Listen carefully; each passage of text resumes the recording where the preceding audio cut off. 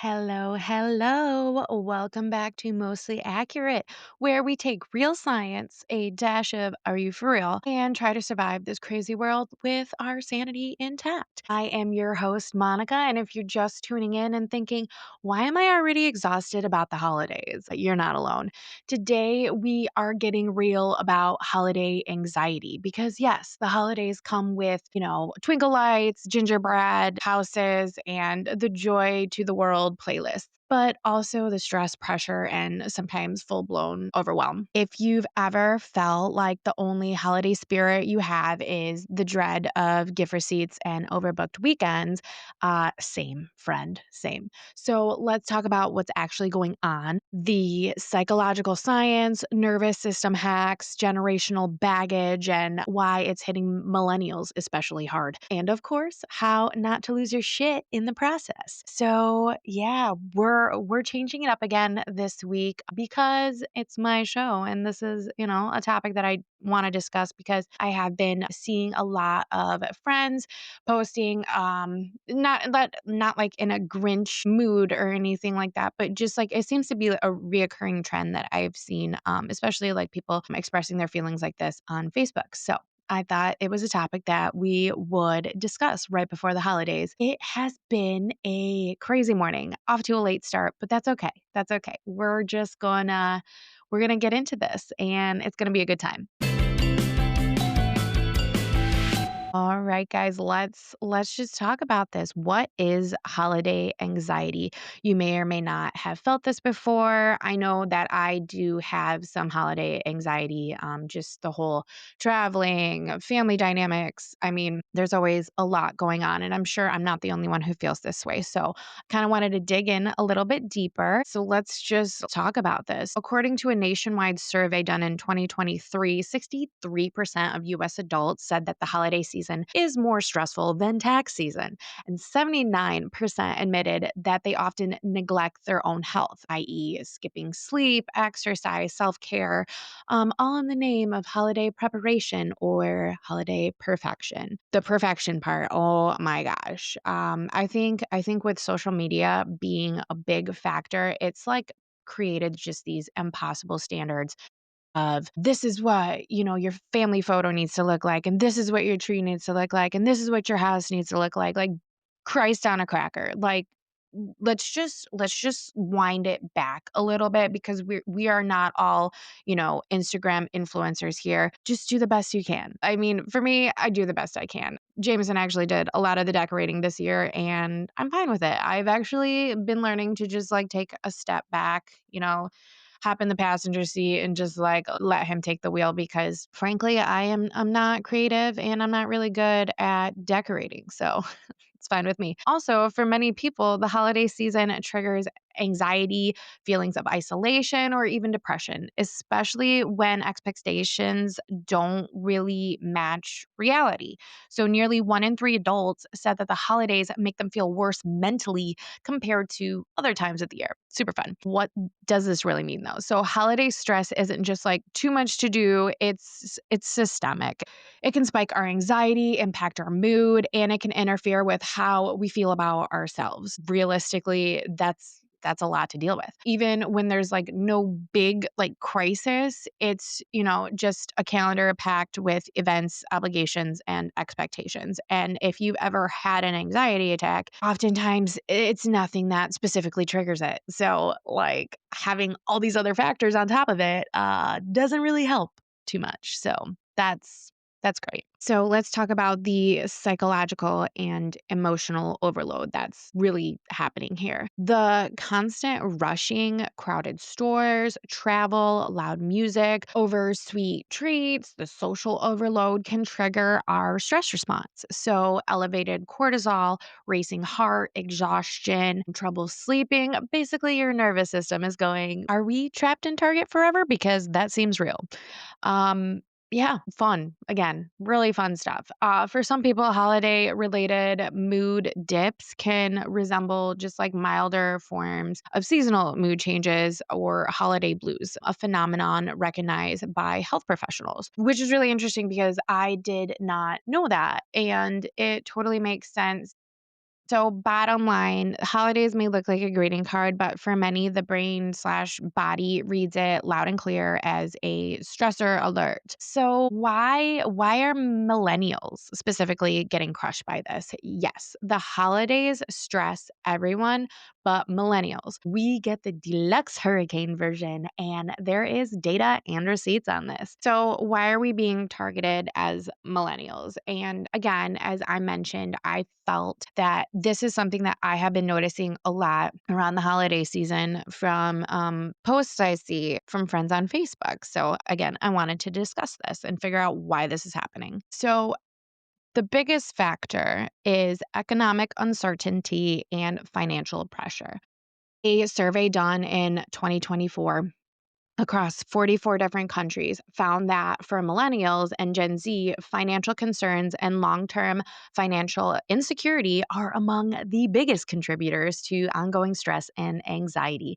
For many, the holidays just intensify this pressure because you have gifts, travel, dinners, social events, and all of these things come with a hefty price tag, which doesn't help at all. Doesn't help at all. And on top of it, many are juggling the rising costs of literally everything: inflation, student debt, housing challenges, saving for long term stability, which makes holiday spending or even gift giving feel like a reckless budget gamble. So, when it's gift season, the inner monologue often becomes, which kidney do I sell first, left or right? You know, 'cause I don't wanna be embarrassed at the family holiday party when my gift sucks. I don't know if that's everyone's feeling, but I kind of feel like Christmas has become who spent more and, what did they buy? Which it shouldn't be like that, and I know it's not like that for every family, but I kind of feel like children these days don't really understand, like, the value of a dollar and how much, their parents or a loved one had to work to get them that gift. So yeah, I don't know. Is it quality over quantity? I mean, there's a lot of different factors. So that's definitely a big concern for a lot of people. Another stressor is burnout, work stress, and emotional exhaustion. So data from 2025 shows that workplace stress and burnout have soared in like the last 6 years. Like we are at the biggest high right now for workplace stress and burnout. For millennials, especially, many report feeling stressed or anxious all or most of the time. So that's awesome. In the most recent generational surveys, 35% of millennials say that they are regularly feeling stress and or anxiety. Long hours, financial pressure, under certain career paths, and maybe a side hustle or two.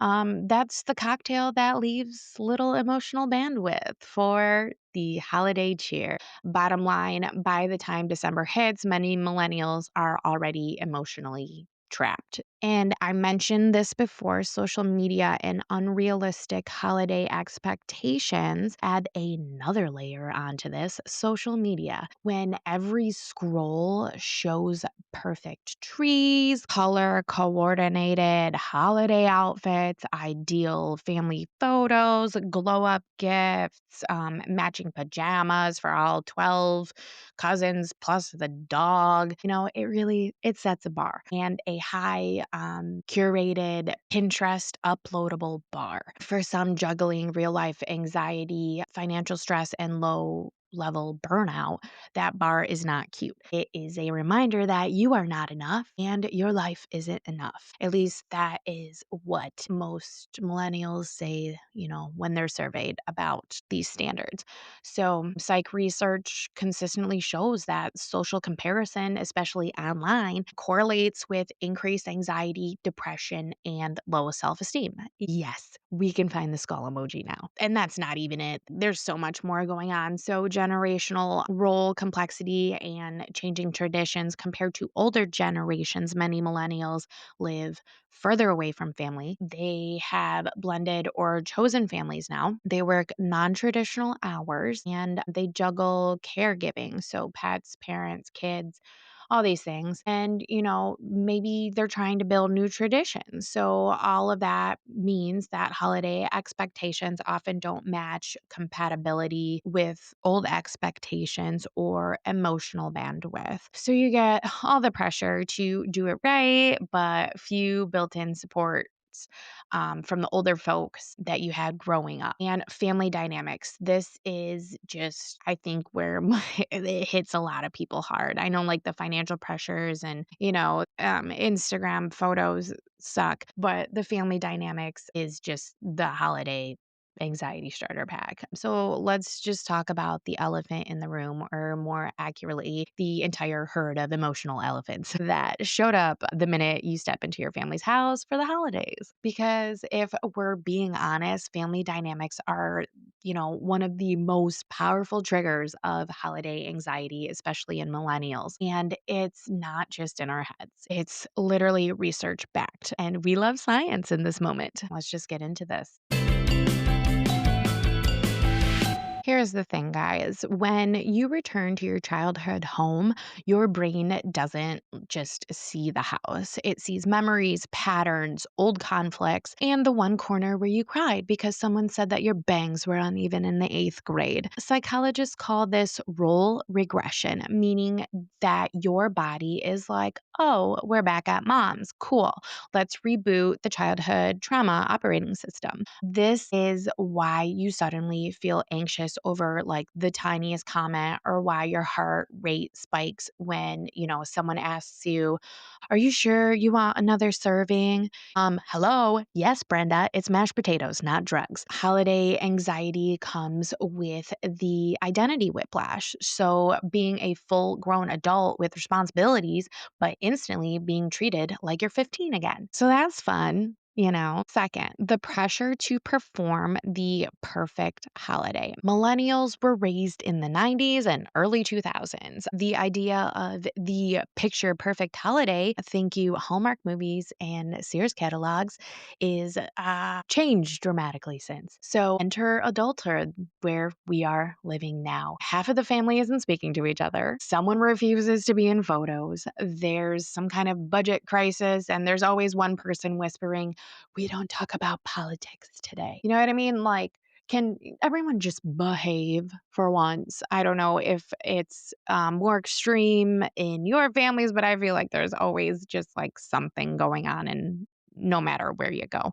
So, meanwhile, we're trying to curate peace, joy, and a charcuterie board shaped like a tree. The American Psychological Association reports that 41% of adults feel increased anxiety related to family expectations during the holidays. Millennials, though, double it, because we're also managing burnout, childcare, bills, and internalized pressure to make the holidays super magical. It's giving, "Please clap while I single handedly hold the family together." Generational clashes. This is another big one. And nothing spikes holiday anxiety like generational tension. You've got boomers who think boundaries equal disrespect. You have Gen Xers quietly judging but pretending they're above it all. And then millennials trying to regulate their nervous systems while, deep breathing and emotional validation seem to be doing nothing for you. And then Gen Z just filming it all for TikTok. I don't know. It's a circus, and guess who's the unwilling ringmaster? You are. Research also shows that differences in communication styles across generations increase conflict and stress, especially during high pressure events such as the holidays. So, yes, your anxiety is not just valid, it's practically predictable. That's cute. Now enter the social pressure Olympics. Let's be honest, the holidays are like a report card for millennials. Everyone wants to know, how's work? Are you still doing the podcast thing? Have you gained weight? Have you lost weight? Why aren't you dating someone yet? Are you getting married soon? It's just like, my God. Yeah, I didn't plan on being interviewed today. I came to eat some food and open presents. But, ma'am, I woke up today. That's my achievement. And, That's enough. That's literally enough. Research shows that evaluation from family members is one of the biggest anxiety triggers that there is, especially during holiday gatherings. Your brain goes straight into fight or flee, but you can't flee because grandma wants a family photo mode. What can you do? You just keep trucking along this emotional roller coaster. Millennials are often the glue of the modern family.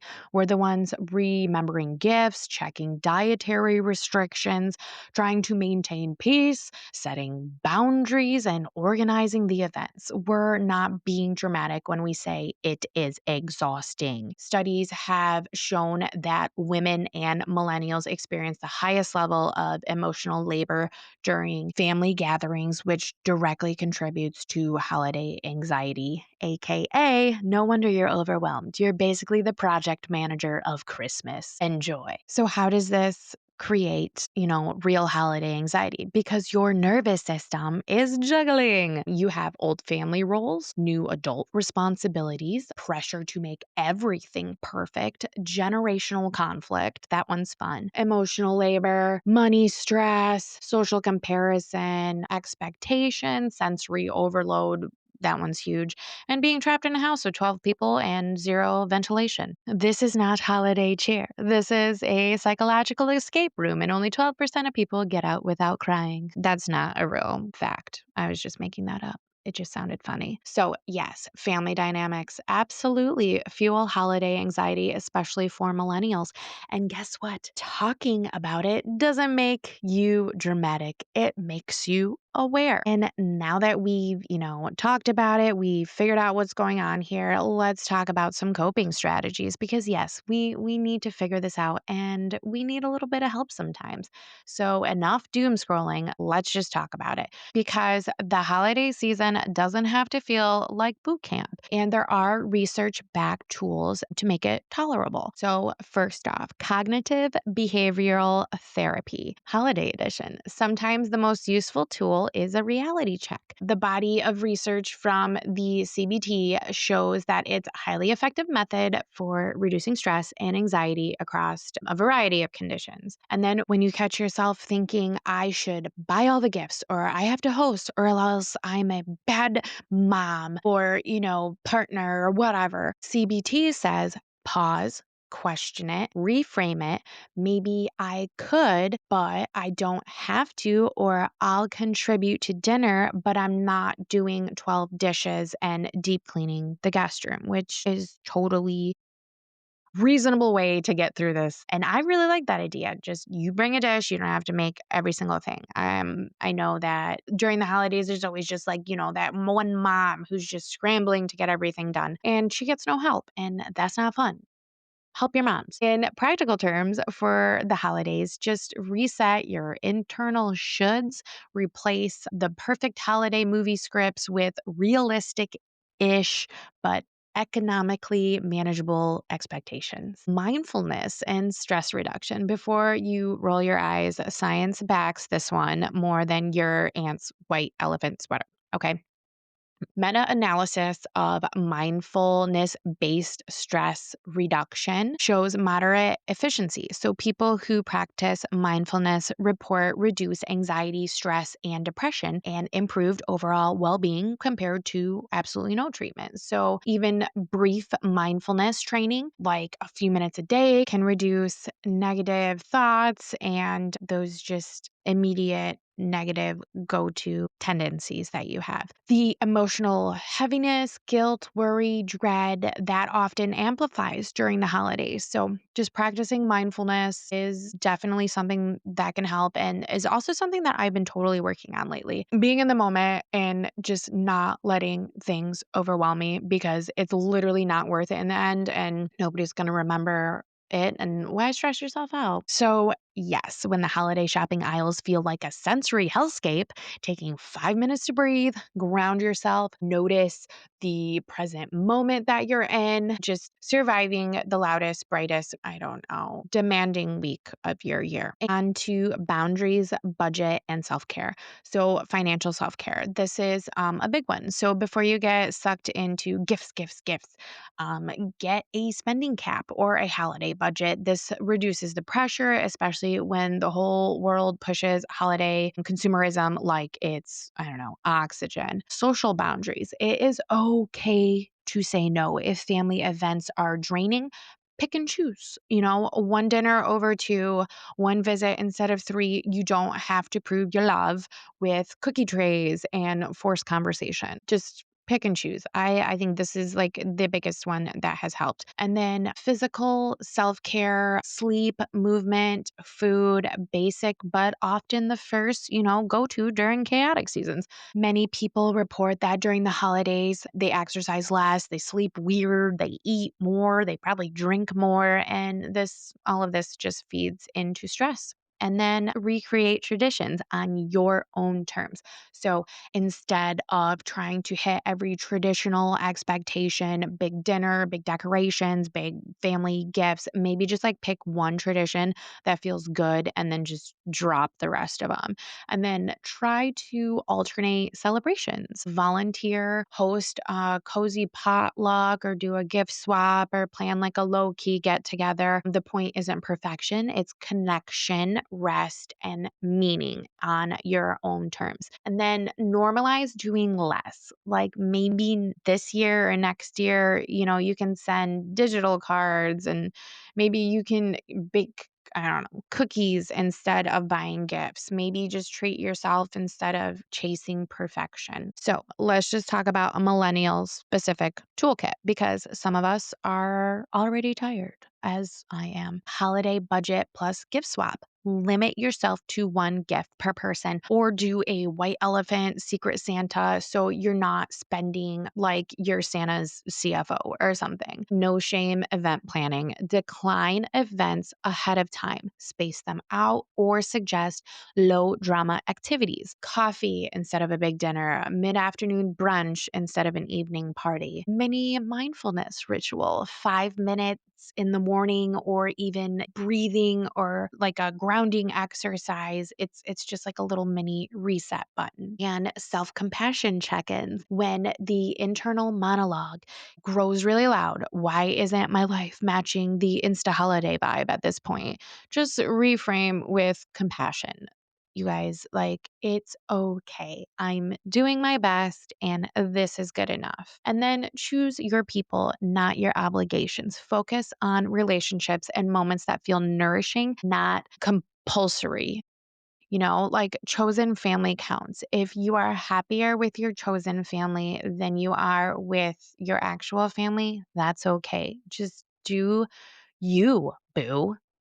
Don't stress it too much, because it literally feels like you're backed into a corner when you're in a gathering with somebody that you don't want to be around. And why would you put yourself through that? So here's the truth bomb. The holidays don't have to be a vibe. They don't have to be perfect. They don't have to follow someone else's script.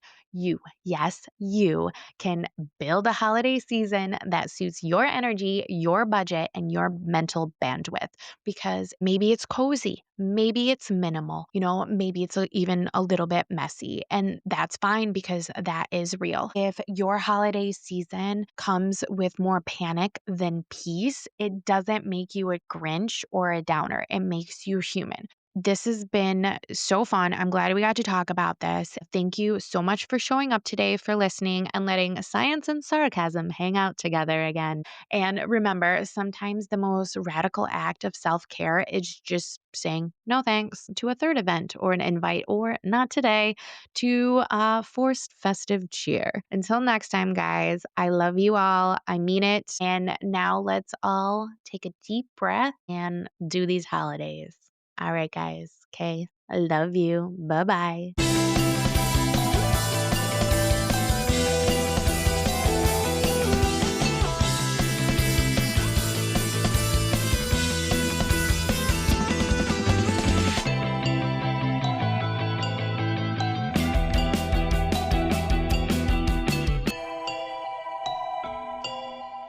This podcast is for entertainment purposes only. The facts are fuzzy. Our stories and opinions are just that, stories and opinions, not meant to be taken as professional advice.